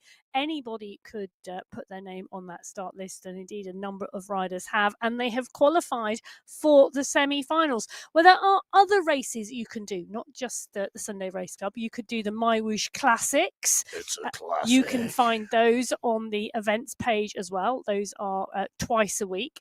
You could do some of the community rides. You could do Tune Up Tuesday. Oh, yes, Tune Up Tuesdays are good. There's the team time trial if you want to have a go at that as well. And one of the great places I have done that, yes. Yes, I was questioningly looking at them and going, you've done that? Yes, I have. Why have you not said you've done that? But and one of the great places you can go to find out all the information about everything that is on MyWhoosh, not just what races they have. You can also join the MyWhoosh Indoor Cycling Facebook page. Great community going on over there, and a lot of help between each other in terms of finding teams, making sure your ride goes well, and all of those types of things. That social chat too. So don't forget, jump onto the Facebook page as well. Great community, really responsive. You get answers from the people who are working behind the scenes to make the racing happen. So please do jump on board there. If you've got questions, queries, it's amazing the speed of response. I've been involved in esports and virtual cycling for, I think it's coming up for 9 years now. And I tell you something, it has been a revelation seeing how fast and responsive the answers to the questions are on that Facebook page. So please do jump on board there. Now, we are going to turn our attentions across towards the very final stage of the very final public qualifier for our women. There are women who have already qualified, though, aren't there, Emma? There are. For the event. So qualification number 1, the very first of our qualifiers, we use slightly different courses on there. And it was a pleasure putting words to the action. The riders who came through on there, we saw some new names as well, didn't we? That we don't always see. Well, should I just say, first of all, that across the 20 women who have qualified, the top 10 in each of the qualifiers, 14 different nationalities. So a real 14 nations. Brilliant. Yeah, real mix from China to Lithuania, Germany, the Netherlands, Australia, the Philippines, Colombia, Singapore, Sweden, Poland, Italy, Spain, the UAE, and Saudi Arabia. Excellent. A real mix of nations from around the globe. And we have got riders who have qualified. So I thought it was really interesting. There was a massive battle at the front of the race between the rider from China and our rider, I think it's Lithuania, isn't it? The rider in second place. Yes. So why don't you run us through everybody who qualified in race number 1, the top 10 riders there. So the top 10 women in qualifier number 1, Hao Zhang, Asulia Kasani, Goka Paul, Gina Van Rossum, Imogen Alton, German Prado, Kim Bonilla, Catherine Montoya, Angelica Altamarino, and Darine Chu. Those were the top 10 in qualifier 1. Okay. In qualifier 2? Yep. Well, Anna Svardström topped the table in qualifier 2 in first place. Gonzalez Rua, Dorothy Gonzalez Rua in 2. Monica Rona in 3. Roberta Bassoni in 4. Rosa Herrero in 5. Julia Montgomery in 6th. Angel Hadlock in 7th. Liz Smithson in 8th. Alejandro Yaramilla in 9th. And Elisa Grassi in 10th. So those are the 20 riders who've qualified so far. 10 more automatic places that will go out to the top 10 today. There are wildcard places as well. And there is the possibility, and if you want this in much more detail, I would suggest do what I do. Jump onto the Virtual Velo podcast and have a listen on there. You do have to put up with Emma talking in your ears again. Actually, it's a real pleasure. Emma and Chris Schwenker on the Virtual Velo podcast, they've gone into a lot of detail about the qualification and the ride, and some great athletes on there as well. The last episode was with Elisa Gallegos, who's already qualified for the United States of America for the World Championships. But there's lots of details on there. But if the nations don't take all those places, there may be 1 or 2 spots up for grabs in addition to the 10. But to guarantee it, you've got to be top 10 in the public qualifiers. And that means that our riders who've made those top 10, congratulations to those riders so far. Our last 10 automatic places, qualification places, will come from the riders sat on the grid. You can see them lined up there on the start line. This alpine scenery waiting for the riders. And don't forget, of course, MyWhoosh sponsoring the Road Worlds as well. And that's going to be in Zurich. And it's one of the roads that you can go out and ride on and train on in the real world out there. You know, away from your pain cave, you can go out and ride around those roads. You could go out there and watch the roads. It's going to be combined the road championships with the para road championships. Emma's going to be out there. Emma's out commentating at the Para Worlds, I think, subject to confirmation. I only get it third hand, so I'll probably have to wait like everybody else until Emma actually tells me that she's actually definitely there and she's booked her flights and she's going to be there commentating. I haven't on done the that yet. Have you not done that bit yet? No. Okay, thanks for telling me. Still waiting confirmation. Okay, hopefully that's going to be the case, and looking forward to that. However, before we get there, we have got the last of our qualifiers. And, of course, we've got our semi-finals. Now, the semi-finals format slightly differently. No sprint stage with the 15-minute time window in there. Total number of riders, Emma, for the semi-finals is? Maximum in the semi-finals, 150 riders. In the men and 150 in the women. And then the top 20 men and the top 20 women progress to the final with the possibility of up to 4 wild cards joining them. Oh, now, I would like you to get in touch with me. It's at Matt Fixer Pain and tell me who you would give a wild card. So I've got a wild card you can have. It's a bit like being the factory owner in Willy Wonka and the Chocolate Factory with the wild card that you can hand out. It's not a golden wrapper and a bar of chocolate or anything daft like that. You've got a wild card you could hand out to any rider. Who would it be? Any rider in history. Doesn't have to be a current rider. Any rider in history. I'd like to hand it to Eddie Merckx. There you go. Yeah, I'd like to hand one of the wild cards. Not now, obviously, because he's not going to be any use now. He's still pretty fast. Well, I bet he probably does, actually. Yeah, but who would it be? Well, I'll let you have a think about that. It's time for us to think about stage number 2.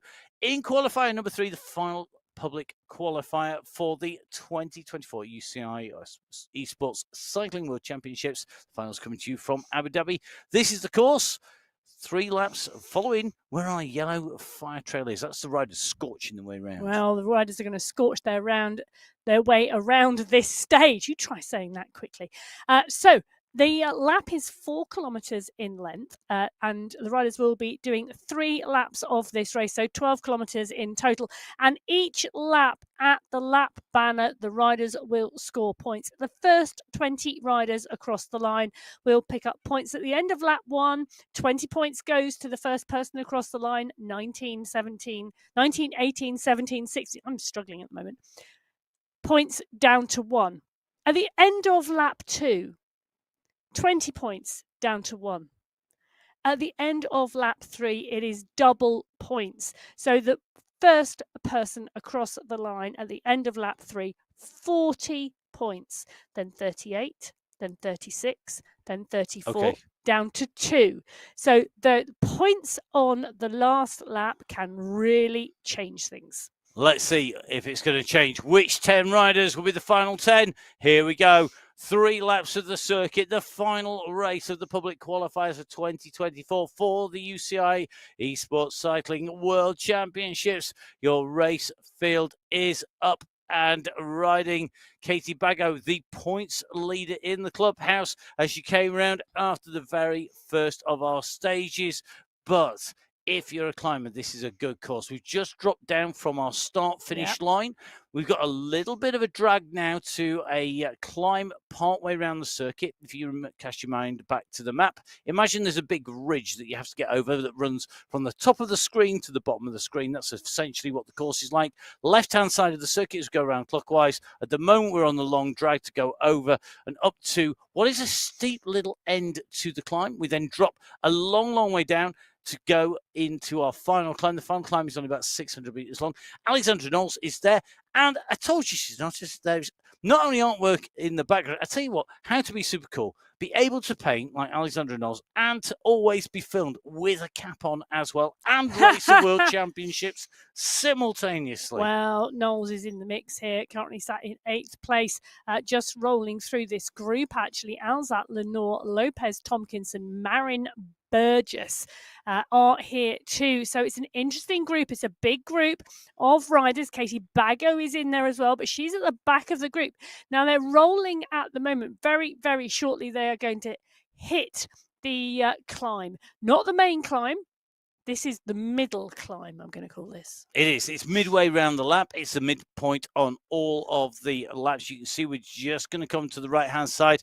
We're just in with Gina De Grazia at the moment. And De Grazia will be looking to qualify for the Philippines to join her countrywomen who are already in there. Will this be her day today? She's a rider who can definitely climb. She's got to use those skills as we take the right-hand turn. Here we go. This is 8%. It's steep, it's nasty, but get this right, get with the group, and you will be in with the chance as you go into the final climb. Get distance from the group now, you're going to be in trouble now. Catherine Tompkinson right alongside Shiki Fu. We've got Lindsay Burgess up there. We've got Asa Faster Bergland in there. Amy Marin in as well. And you've got Lopez, Knowles, Alza all in the mix. Shiki Fu on your screen's left-hand side. You can see really spinning that round 100 revs per minute. Absolutely nailing this on the way up and got the energy energy to wave as well. That is some going as you climb the hillside here, but at the moment looking very strong, sitting in the leading group there as go over the top. And now this is where we see what's going to form. We've got riders already being distanced, but points are going to go to all the riders. It's which points go where that's going to be critical. On the descent, we're on the far side. This is a long roller coaster. Little kicker, downhill. Little kicker, downhill. And you keep on rolling. At the moment, this is a good sized group, Emma. It is a good size group, a really good size group, and Burgess leading the pack at the moment with Knowles, Lopez, Marin, De Grazia, Alzat. Fu is in there as well. Tompkinson rolling through the group on this descent. So the two riders just distance off the back. You can see them on the bottom left-hand corner of your screen. They are not too far off the back of the group. The group will continue to roll. The question is, will those two riders be able to get back on? Or is that now a broken string? Well, this kind of section here where it goes up and then drops again is a compression. Means that you squeeze closer together. The expansion over the top means you open up. But before we hit that climb, there is a last chance on this descent because it rolls almost all the way into the base of the climb to go in, charge in, carry momentum in, and actually to send yourself in and through. Those two riders have to keep on working. Look at Elena Lopez here, really focused on the bike. Super smooth pedaling style, 102 revs per minute on this downhill, and just watching that side, ankling over, so flicking her toes around here in that pedaling style, really keeping it smooth, working well. Going to be key. Don't expend too much energy now. Get ready for that climb. Well, getting ready for the climb they are, because you can see that on the top right-hand corner of your screen. That's the gradient of the course. The riders are racing at the moment, currently at a 2% descent. Very, very shortly, it is about to go up. So here we go, round this right-hand turn. It's still fractionally downhill. It levels, and then the climb kicks up around the left-hand bend here. Elena Lopez in the mix. Two riders off the back, and this is going to be the moment. Who is going to go? I think Shiki Fu is moving up towards the front here. She is. She wants this. She's showing her intent early here. She rolled up, but they're not giving it to her by any stretch of the imagination. So around this left-hand turn, it sweeps to the right. This is where it gets steep. We're talking 12%. Anybody who's ridden 12% outdoors or on MyWhoosh will know exactly how tough this is. Now, one of the riders who's off the back is Katie Bago. Bago currently sitting in 10th position. Maximum points on the way through. However, she's not going to score maximum points, and she's going to need to be doing those maths real quick. If she stays in 10th place, will that be enough points? She's closing in on Asa Fast Berglund on the left-hand side of your screen.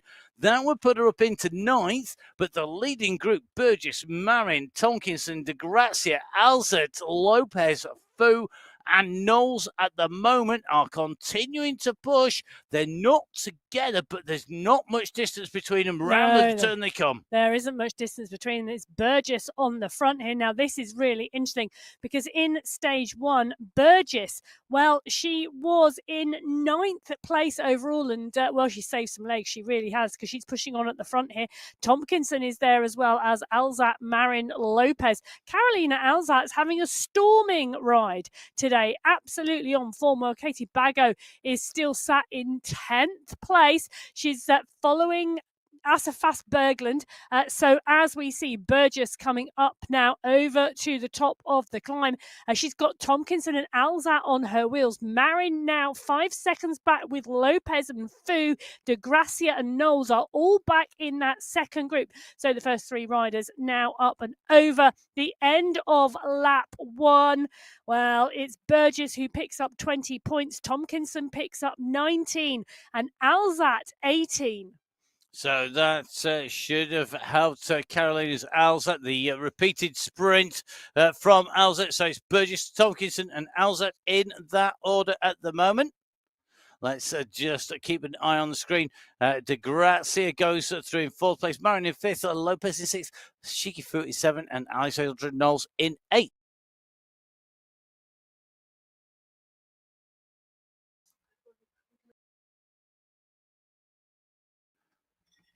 So over the top they go. We can just see the riders starting to regroup here. So we have your leaders, Burgess, Tonkinson and Alza. Then a 5-second gap back to Marin, Fu and Lopez. The top 10 rounded out by Katie Bago.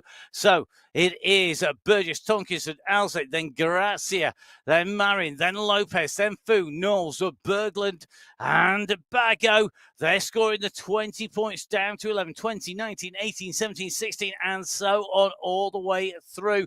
At the moment, the riders who have been distanced off the back, Carla Lenore as well as Knowles are now just in trouble, I suspect, but we will see if they can push back in. The leading group, though, it is Burgess, it's Tonkinson, it's Alzat. They have the gaps to De Grazia, to Fu, to Lopez and Marin. There are more riders chasing than are leading. But I tell you something, Carolina Alza is looking good for all those sprints and all those big efforts. I think this is a rider with some real focus. Well, it is indeed, and Alzat pushing on here, part and parcel of that leading three. So Burgess, Tompkinson and Alzat, the three leading riders, they've got 6 seconds on the chasing group, and it is a group because Lopez, Marin, De Gracia and Fu are all together. So here we go. This is the turnaround. They're at 5.3k at the moment. This is the midpoint of lap number 2 coming up. 2 out of 3 laps will be complete when they hit the line next time. Alza in the green at the moment as the overall points leader. Will she be able to stay in that? We've got Tolkinson and Burgess wanting to do something about it, and Catherine Tolkinson, every time it goes uphill, really pushing on. Yeah, she's got a great sprint on her, and you can see that she's using that to her advantage, but she's also being really careful about where she uses it. So Tompkinson pushing on here, Burgess surging past, Alzat is working hard. She's really working hard. You can see that on the screen. Knowles, De Grazia, Lopez. Well, the gap is coming down, you know. Oh, coming down or yo-yoing, it's really difficult to tell because, of course, the speed and distance covered gives us the time gap, and because of the fluctuating nature of the course, up over the top and then dropping back down again, that is why you see those time gaps jump up and down. It's closing, then it's opening, it closes, it opening. Knowles is on a great ride here, sitting at 4 seconds down at the moment. She's done a lot of work to close down these leading 3. Knowles will want to be in that top 10. If she continues like this, she could push herself right the way up in there and potentially qualify, but she needs to keep pushing. All these riders are going to find that what they do in that last lap is going to be critical. Well, there's a lot of points still at stake, 60 Knowles, points still for if you took both first places. Let's just remember Knowles was one of the riders who didn't really challenge on the sprint. She did go on the first sprint, but she then didn't really push her any harder. So she accepted the fact she finished in 12th place on the 11th place on the sprint. Or was it 12th? No, I'm just double checking. 12th. No, it was 12th. And then now she's pushing on in this race. And it's an interesting tactic. You know, we said that there were 80 points in this race, only 40 in the other. And you could get a strong performance by just going for a sprint and not really pushing maximum effort. Then come into this and look what she's doing. And if you think of this circuit as one climb midway, that's sprint 1.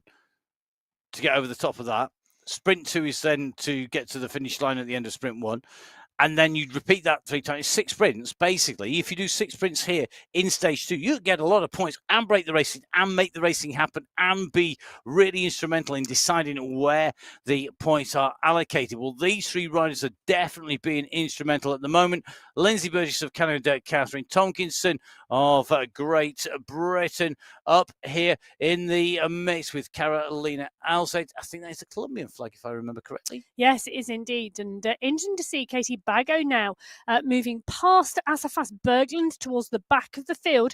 So Bago moving herself up into 9th place now. She'll pick up more points this time. So you can see now she's cleared past Berglund and now she is moving on. Now, you could, if Katie Bago has a supercomputer for a brain, you could do the maths on the go whilst racing. It may well be she's looking at the points allocation going, I want to ride tomorrow on the Sunday Race Club, and I want to make sure I qualify, but I don't need to qualify in first place. I only need to qualify in 10th place. So if I aim for 8th or 9th, I'm going to qualify and save myself the maximum energy for tomorrow as well. And the riders do that. They are that smart. Don't look at me. I know I'm not. No, I was just thinking, do you know what?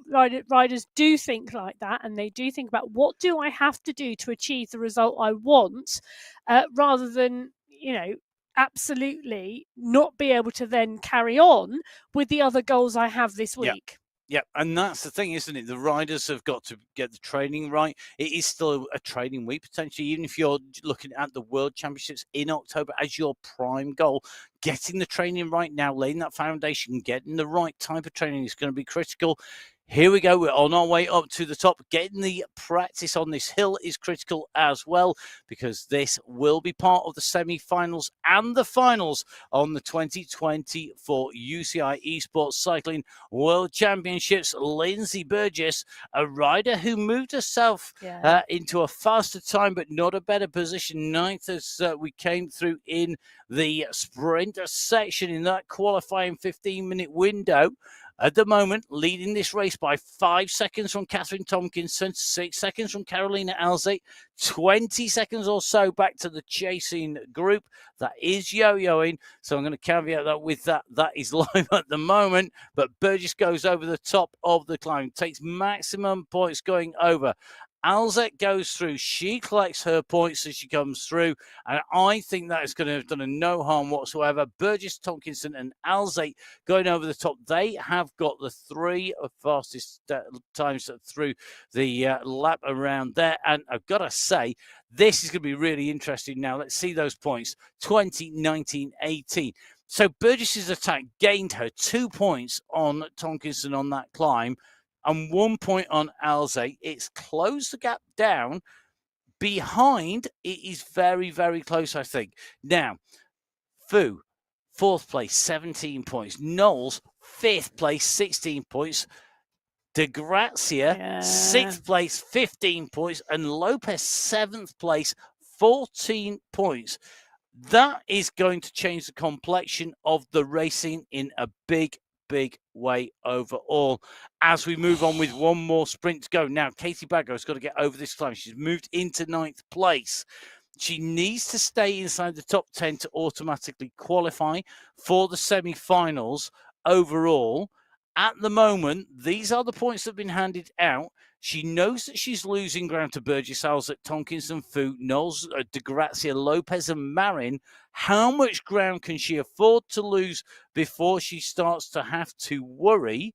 Of those riders, Knowles was behind her. Yes, she was. So Knowles was behind her. The question is, will Knowles still be behind her? I tell you something. This is really, really close. It is going to come down to that final lap. Final points, remember, going to be in there. Now, Alzette clear, 75 points, 6 points clear of Tompkinson. This is as it stands at the moment. Then, 2 riders on 65 points, Fu and Marin. 1 rider on 64 points, Burgess. 1 rider on 63 points, that's Baggo. She's only 4 points clear of Lopez. She's 11 points clear of De Grazia. And just about clear, I think, of Asafas Berglund, who is behind her. Yeah. But De Grazia is scoring points here. Lopez is scoring points and scoring more points, which will push her down. And we've got people like Knowles up there as well, who is going to be scoring points. So this is going to change. Remembering it's double points on the way through. 40 points for first, then 38, 36, 34, and so on, all the way down to 2.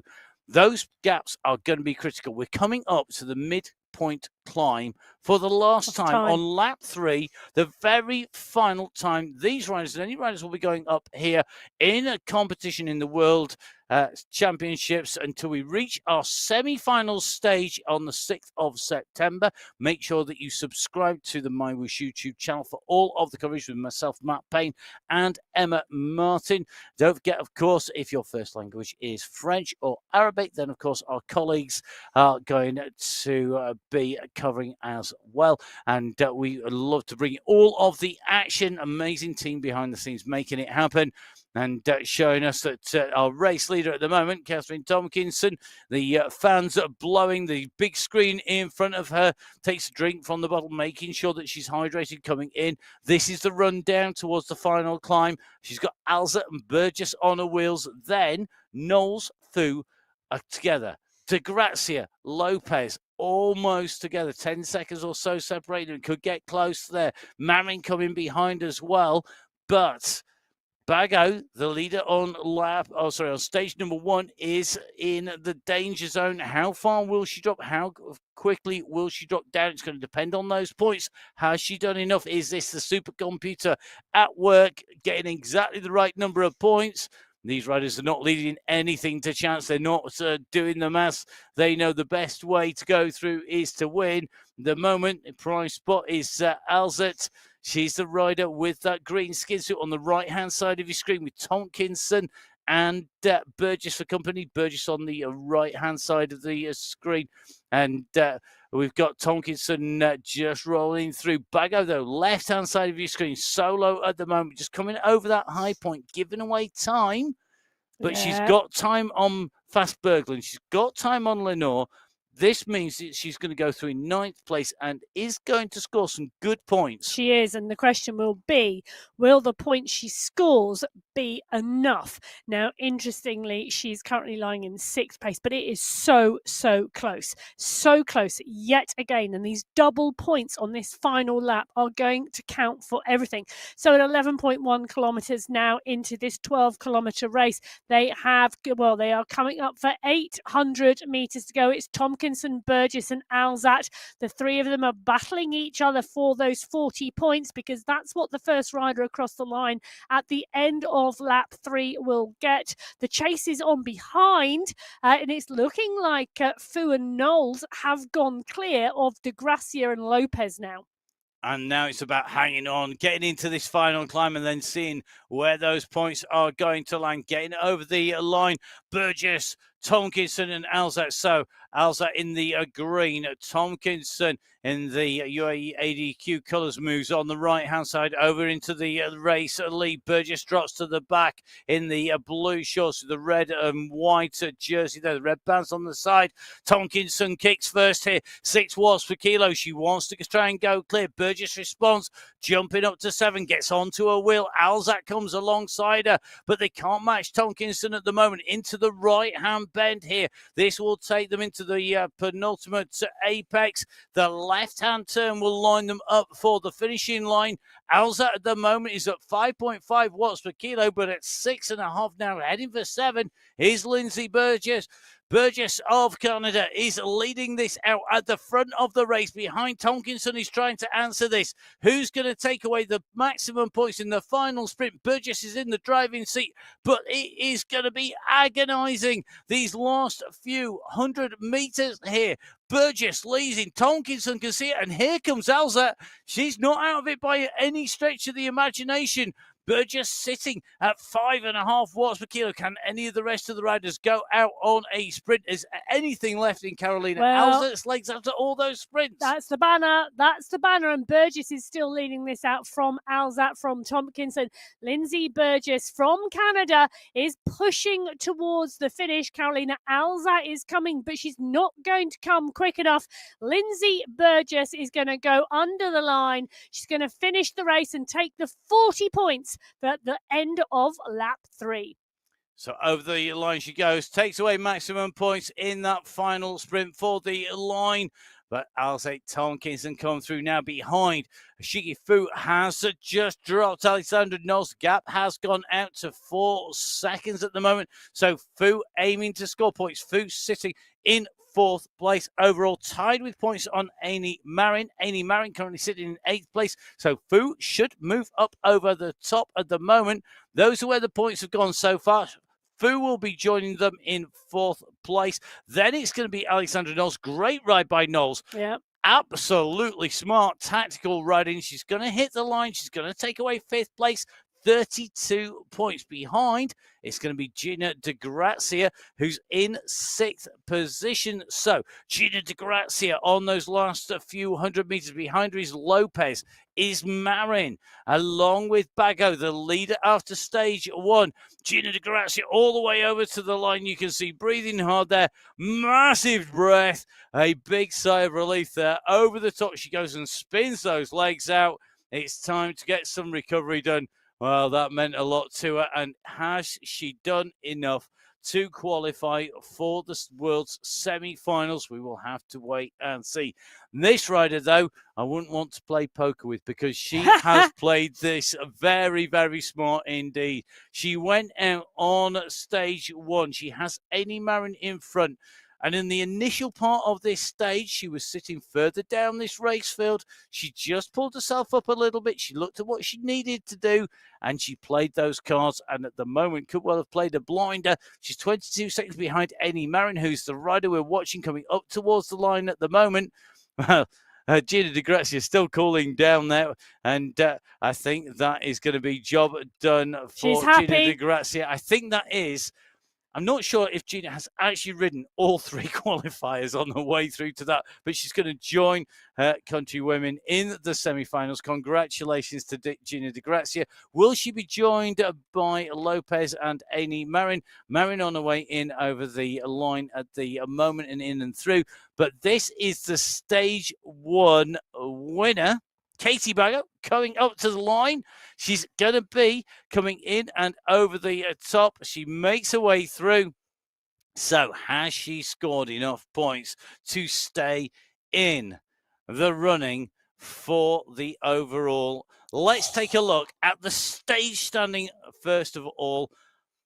What a score on the stage. Lindsay Burgess, 80 points. Maximum points. Taking the lot. Carolina Alza, 75, 2 ahead of Catherine Tonkinson with 73. They're 2nd and 3rd, respectively. Shiki Fu just ahead of Gina Di Grazia, 3 points separating them, and only 1 point from Di Grazia from Knowles, who had a great ride on the way through. Lopez and Marin, the 2 country women from Colombia, battling it out, 2 points separating them, 57 and 55 points scored on the stage, and 47 points going into the bank for Katie Bago of Great Britain. She comes in at the end of that stage in 9th position, ahead of Sweden's Asa Fast Berglund. 23 points on that stage. Now, in with Carla Lenore. Lenore, another of our regular riders, and good to see Carla making her way in towards that finishing line. Great ride by her. You can see the last few hundred meters in front, and a little kick there just to keep that momentum rolling as she makes her way up towards the top. So congratulations to Carla Lenore. It's all downhill once you hit that banner, and then you can roll your way in. We're going to roll down into the overall standings. These are your top 10. Congratulations to Carolina Alze on the victory overall, 113 points, taking the win. Yeah, Catherine Tompkinson takes 2nd place with 105. It's Lindsay Burgess taking 3rd place with 104. Shiki Fu with 99 points in 4th. Amy Marin with 91 points in 5th. Elena Lopez with 87 points in 6th. Tied on points. Poker player extraordinaire Katie Bago from the United Kingdom from Great Britain in 7th. Yes, Gina Di Grazia taking 8th with 82 points. Alexandra Knowles, another absolutely smart tactician, moves up from 12th into a qualifying spot in 9th place with 79 points. And Asafas Berglund adds to the women's Swedish team with 73 points. Those are your top 10, your qualifiers subject to verification. Don't forget, all of our riders verified in all our premium events here on MyWhoosh. Please do come and join us for some great racing. We would love to put words to your action. My name's Matt Payne. It's an absolute pleasure always putting words to race action, but absolutely love it when it's our World Championships here on MyWhoosh. Another World Championship commentator is with me, Emma.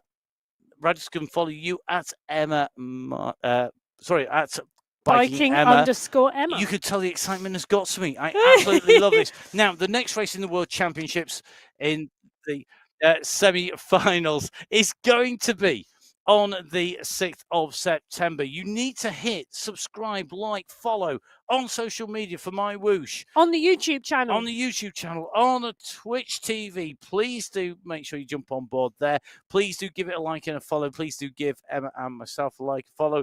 And don't forget that every time you do that, it really does help us and MyWhoosh, help develop the platform.